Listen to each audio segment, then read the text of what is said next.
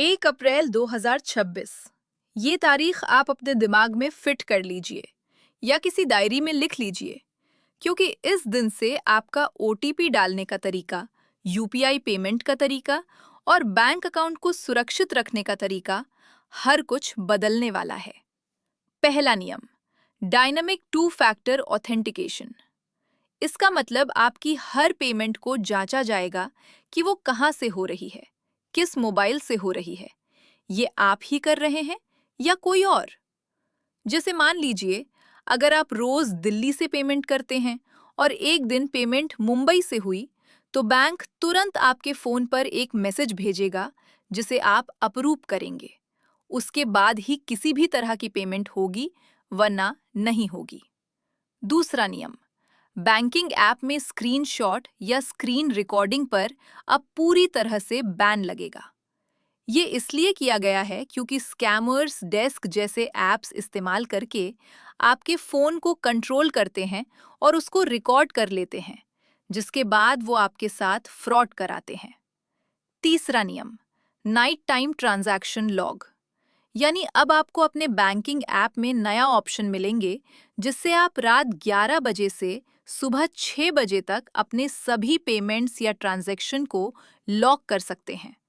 अगर कोई चोर आपके पासवर्ड को जानता भी है, तो भी वो आपके खाते से पैसे नहीं निकाल पाएगा। चौथा नियम, स्कैम और फ्रॉड करने वालों को अब और तो रिएक्शन होगा।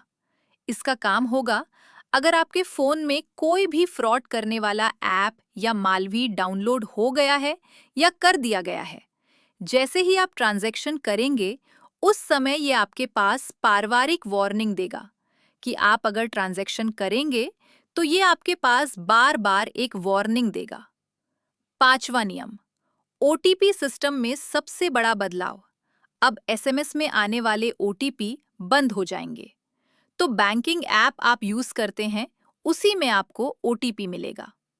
छठा नियम, अब हर ट्रांजैक्शन पर आपसे सवाल पूछे जाएंगे।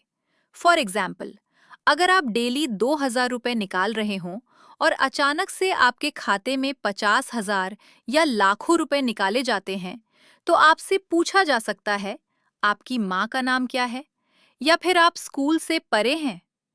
इन पर्सनल क्वेश्चन का जवाब अगर आप होंगे तो आप दे देंगे, ट्रांजैक्शन हो जाएगा। लेकिन अगर स्कैमर्स होंगे तो ये यहाँ पर फंस जाएंगे।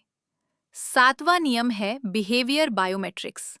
ये पूरी तरह से टेक्निकल होगा, यानी आपका जो बैंकिंग ऐप है वो आपकी टाइपिंग के तरीके से, टाइपिंग की स्पीड से और आप स्क्रीन को कैसे हैंडल करते हैं, इससे एकत्र करेंगे कि आप ही हैं।